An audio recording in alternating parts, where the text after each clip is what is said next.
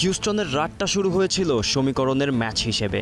Sweden জিতলে প্রায় নিশ্চিত হয়ে যেত নকআউট, আর নেদারল্যান্ডসের সামনে ছিল ঘুরে দাঁড়ানোর চাপ। কিন্তু 90 মিনিট শেষে বোঝা গেল এটা শুধু জয় নয়, ছিল শক্তি প্রদর্শনের ঘোষণা। জাপানের বিপক্ষে 2-2 গোলে ড্রয়ের ম্যাচে আক্রমণে ছন্দ হারানো ডাচরা এবার শুরু থেকেই বদলে যাওয়া এক দল। মাত্র 5 মিনিটেই ব্রায়ান ব্রবি গোল করে পথ দেখান, আর 17 মিনিটের মাথায় নিজের দ্বিতীয় গোলে সুইডেনের রক্ষণকে পুরোপুরি নীরব করে দেন। কোমেনের সিদ্ধান্ত ব্রবিকে আক্রমণের কেন্দ্রবিন্দু করা ম্যাচের প্রথম বড় ট্যাকটিক্যাল জয়। বিনিয়োগ হোক বিশ্বস্ত, আমার পছন্দ সল্ট বে।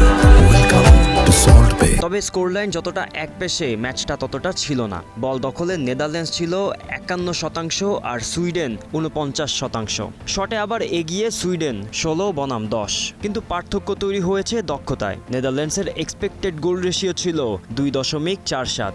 তৈরি করা 3টি বড় সুযোগই তারা গোলে পরিণত করেছে। অন্যদিকে সুইডেনের এক্সপেক্টেড গোল রেশিও 0.99 নিয়ে একটি সুযোগ তৈরি থেকে 1 গোল পেলেও ডাচ গোলরক্ষকের 7 সেভ তাদের বারবার হতাশ করেছে।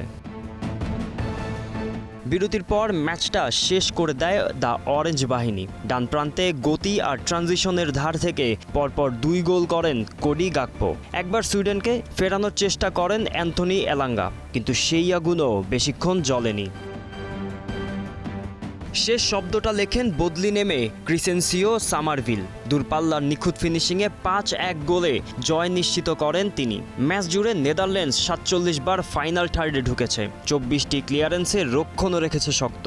এক ম্যাচ আগেও প্রশ্ন ছিল, এখন উত্তর দিচ্ছে নেদারল্যান্ডস। গ্রুপ এফে ভাগ্যের নিয়ন্ত্রণ এখন তাদেরই হাতে। গোলাম মোর্শেদ, স্টার প্লে।